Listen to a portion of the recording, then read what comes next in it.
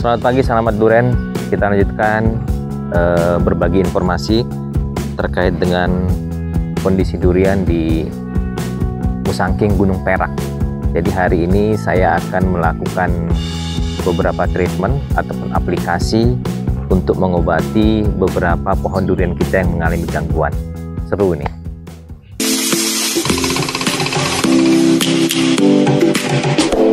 Yuk, mari berbagi rasa dan berbagi cara. Ini kita lagi mengobati tanaman durian kita yang lagi kita rawat ini dalam proses perawatan. Jadi ini mau kita kocor dengan bahan aktif.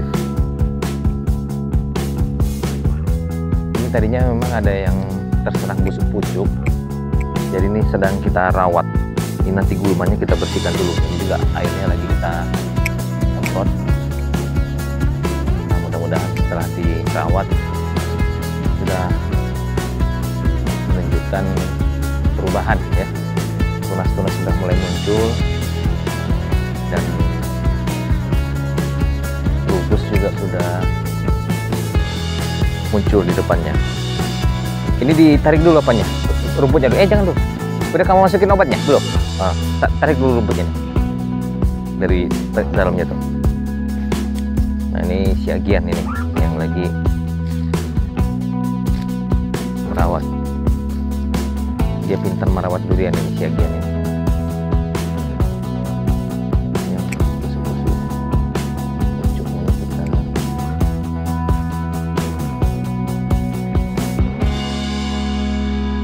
potong biar tidak mengganggu, karena kadang busuk-busuk yang udah busuk itu bisa mengganggu batang utamanya.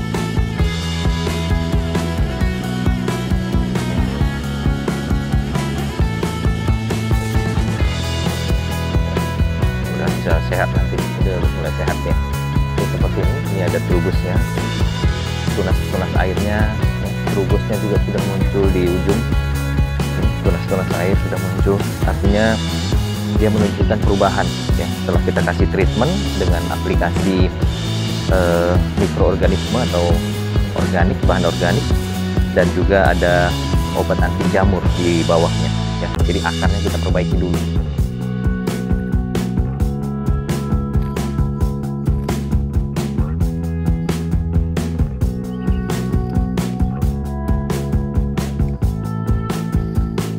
Jadi memang merawat durian itu termasuk dalam rangka mengobatinya harus sering-sering dijenguk. Jadi progresnya ataupun perkembangannya kita tahu apakah aplikasi pengobatan yang kita buat atau yang kita lakukan itu menunjukkan hasil tidak. Nah, seperti itu.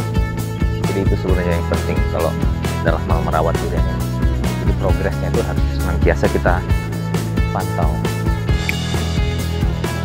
Oke, yuk tabur, kocor ya, ke tengah juga masuk, tengahnya ya gitu.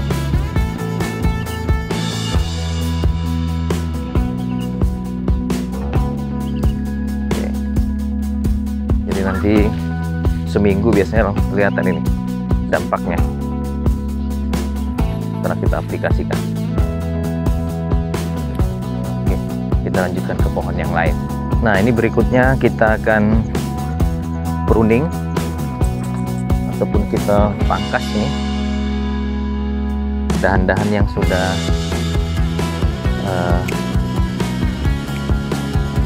kering agar dia kelihatan rapi dan tidak menulari ya. Karena kadang-kadang dahan kering itu kalau nggak dirapikan bisa menyebabkan dahan utamanya itu membusuk ataupun ikut-ikutan kurang sehat. Nah ini dahan-dahan keringnya ini awalnya ini adalah busuk pucuk, kemudian kita obati dia sembuh. Nah setelah sembuh dia kering. Nah yang kering-kering itu kita pruning, kita potong agar batang utamanya itu bisa fokus sebagai tempat dudukan buah. Nah ini beberapa dahan-dahan yang sudah kering kita rapikan agar nanti pada saat kita program pembuahan bisa lebih rapi lagi untuk dudukan buahnya. Nah ini seperti ini.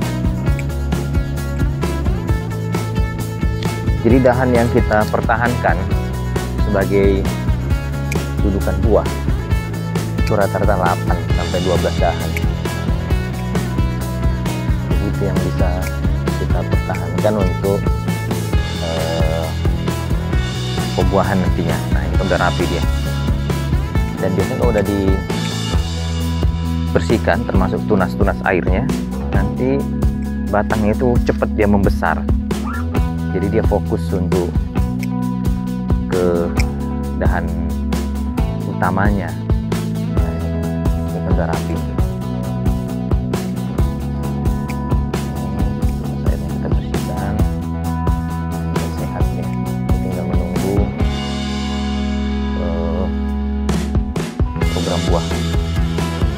Jadi nanti dahan-dahan ini ya yang kita pertahankan inilah sebagai tempat dudukan buah harapan kita nantinya. Kita bersihkan agar fokus dia untuk pembuahan nantinya. Nah, ini dahan-dahan yang sudah meranggas ataupun kering kita rapikan. Kemudian setelah itu biasanya saya akan semprotkan bahan aktif enzim ke stomata dan juga dahan-dahan yang baru selesai kita potong, biar dia bisa tumbuh lagi dengan baik dan gak stres. Kuning-kuning juga nanti akan rontok, tapi ini udah mulai sehat. Tadinya ini kita rawat.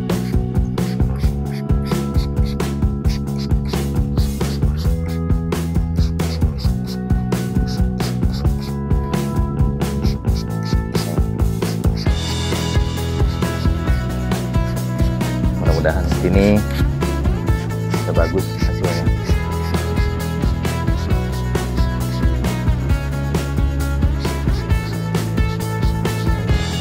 Stomatanya kita semprot agar bahan-bahan aktif enzim yang kita semprotkan itu bisa masuk ke jaringan, karena cara kerjanya adalah sistemik.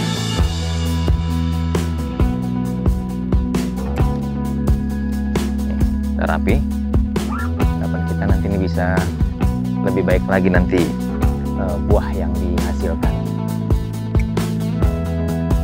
Nanti kita lihat lagi tanaman pohon durian yang lain.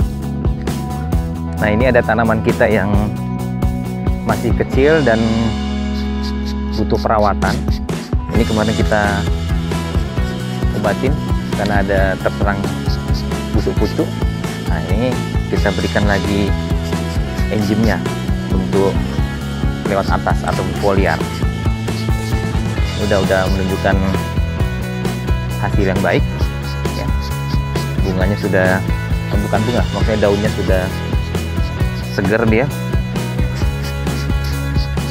Nanti bawahnya juga kita kocor pakai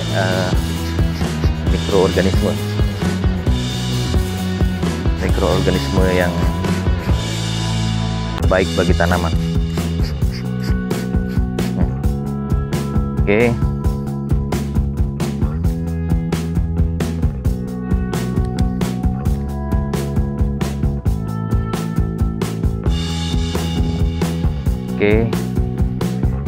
Ini kita treatment. Tarik dulu gulmanya sedikit, baru kita kocor.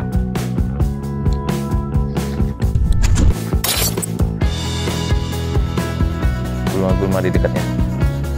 Nah gulmanya kita tarik dulu sebelum kita kocor. Nah itu karena gulma itu bisa menyebabkan kompetisi yang tidak sehat dengan tanaman utamanya atau pohon durian kita. Kenapa kita melakukan pencabutan dan tidak disemprot dengan herbisida? Karena pengalaman kita dengan menggunakan herbisida ataupun pembasmi hama itu dengan bahan kimia itu menyebabkan pohon durian kita itu kurang sehat ataupun kurus. Jadi kita manual aja untuk di sekeliling pohon, biasanya kita tarik-tarik gulmanya. Kita menjaga biohayati yang ada di tanah itu tetap hidup, sehingga dia sebagai pengurai ya. Jadi unsur-unsur hara yang kita tambahkan ataupun pupuk-pupuk itu bisa dimanfaatkan dengan baik oleh tanaman dan akarnya bisa nyerap.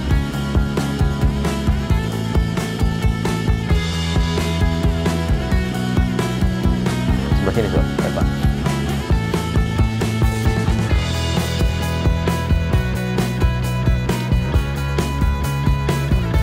Terus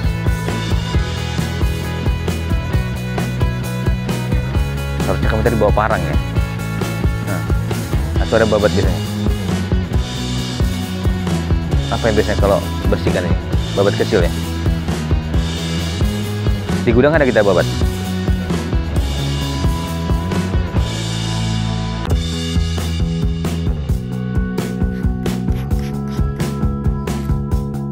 Yang mulai bagus dia.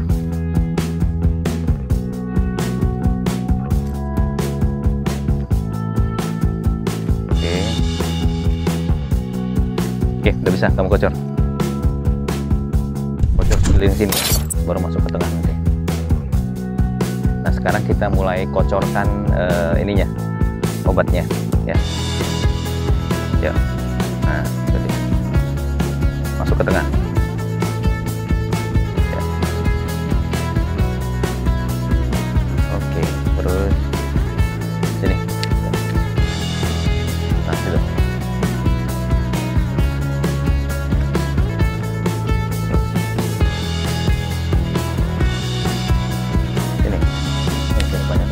Dia di atas itu. Nah, terus. Ya. Yuk. Oke, kita lihat pohon berikutnya. Tanaman kita yang mau kita rawat. Nah, ini beberapa ranting ataupun dahan-dahan yang sudah kering. Kita pruning, kita pangkas, kita rapikan agar fokus pertumbuhannya ke batang utamanya. Seperti ini. Jadi pada saat kecil gini pun biasanya kita sudah melakukan pemangkasan ya, agar bisa memberikan kesempatan yang lebih besar kepada batang-batang utamanya itu untuk berkembang. Nah ini, karena kalau terlalu banyak tunas-tunas air pun nanti kadang-kadang bisa membuat ini batang-batang utamanya atau dahan-dahan yang kita harapkan menjadi dudukan buah itu sulit berkembang. Nah, makanya kita dari kecil pun sudah mulai kita rapikan dahan-dahannya atau kita pruning. Nah, nih. Nanti kita akan kocor juga.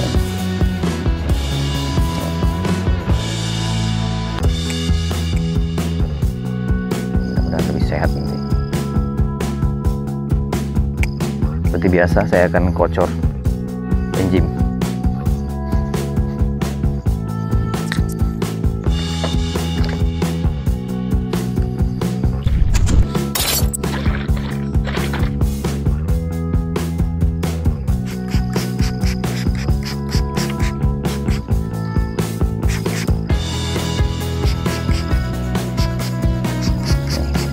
Kocor enzimnya.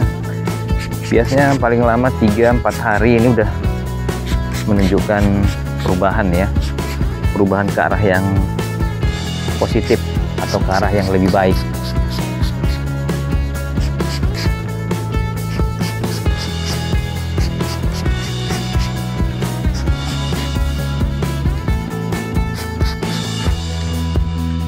Dahan-dahan yang kita potong tadi pun kita semprot juga, karena cara kerja enzimnya ini sistemik, jadi dia masuk ke jaringan tanaman. Keren. Sahabat Duren, demikian berbagi saya kali ini. Kita bisa diskusi di kolom komen. Silahkan subscribe, share, like, dan komen. Terima kasih sudah nonton. Sampai jumpa di video berikutnya. Bye-bye.